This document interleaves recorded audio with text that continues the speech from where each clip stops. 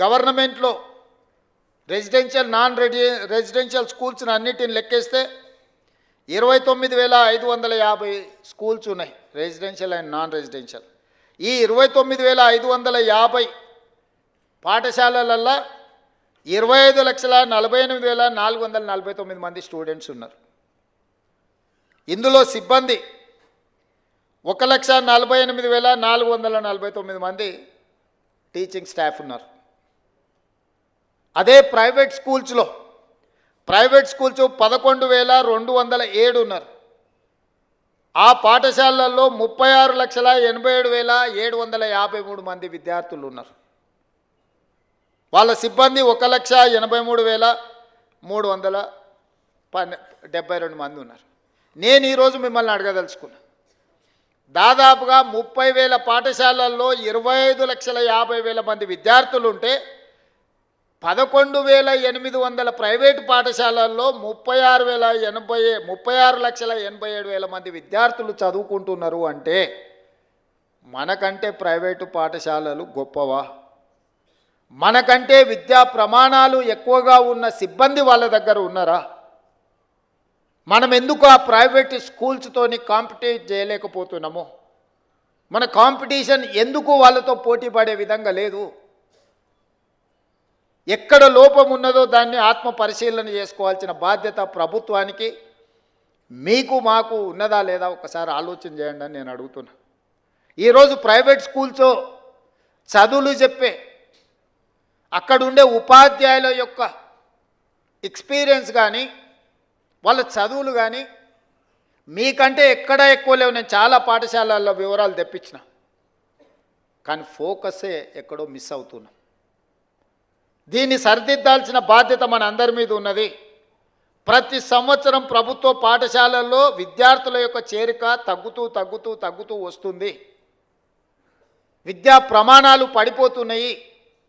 ఇది ఆందోళన కలిగించే స్థాయికి చేరుకున్నాము.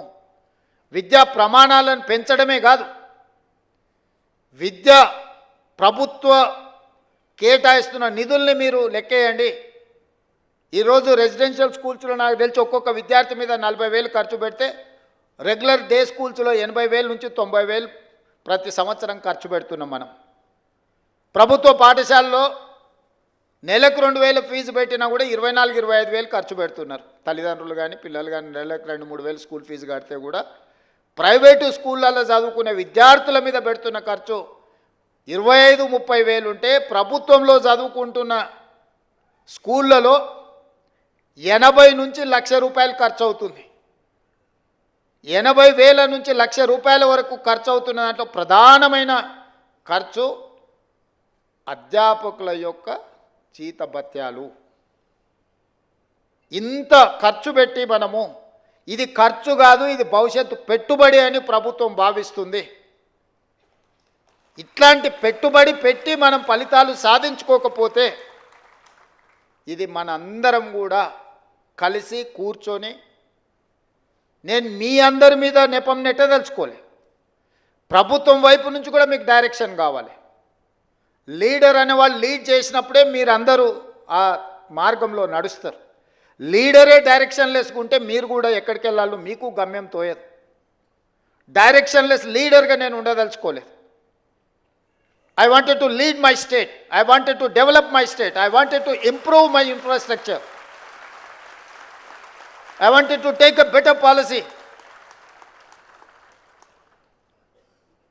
స్టాన్ఫర్డ్ ఆక్స్ఫర్డ్లో చెప్పేటోళ్ళు ఏం గొప్పోళ్ళు కాదు, మన వాళ్ళే అక్కడికి వెళ్ళి అమెరికా మీ దగ్గర నేర్చుకున్న వాళ్ళే చదువుకుంటారు. మేమందరం కూడా గవర్నమెంట్ స్కూళ్ళలోనే చదువుకున్నా. నాకు తెలిసి కేశవరావు గారైనా, నేనైనా, పొన్నం ప్రభాకర్ గారైనా, నాకు తెలిసి శాంతకుమారి గారైనా, అప్పట్లో ప్రైవేట్ స్కూల్స్ కూడా లేకపోయిండొచ్చు, ఐఏఎస్లు అయినా చాలామంది కూడా గవర్నమెంట్ స్కూళ్ళలోనే చదువుకొని వచ్చినాం.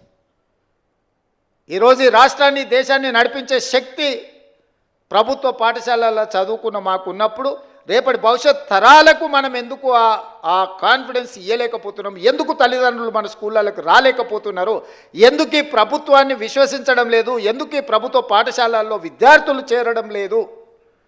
ఈ మూలాలను మనం చర్చించుకోవాల్సిన అవసరం ఉంది. మూలాల మీద పరిశోధన చేసుకోవాల్సిన అవసరం ఉంది. పరిశోధన చేయడం ద్వారా వాటిని సరిదిద్దుకోవాల్సిన బాధ్యత మన అందరి మీద ఉన్నది. మనందరం కలిసికట్టుగా నడుం బిగిస్తే ఇదేం పెద్ద సమస్య కాదు. ఈరోజు young India integrated residential schools, గతంలో SC ST BC minority residential schools ఇచ్చినామన్నారు.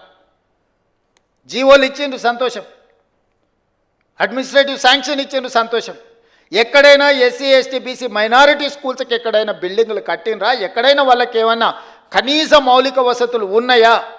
మూసేసిన poultry ఫామ్లలోనో లేకపోతే 4 గదులు ఎక్కడైనా కొన్ని రాజకీయ పార్టీల లీడర్లు కట్టుకున్న దాంట్లో కిరాయికి పెట్టించి ఆ పిల్లల భవిష్యత్తునంతా సర్వనాశనం చేసిండ్రు. అందుకే ఈరోజు each and every assembly constituency మొన్ననే 58 యంగ్ ఇండియా ఇంటిగ్రేటెడ్ రెసిడెన్షియల్ స్కూల్స్కి దాదాపుగా 11,500 కోట్ల రూపాయలు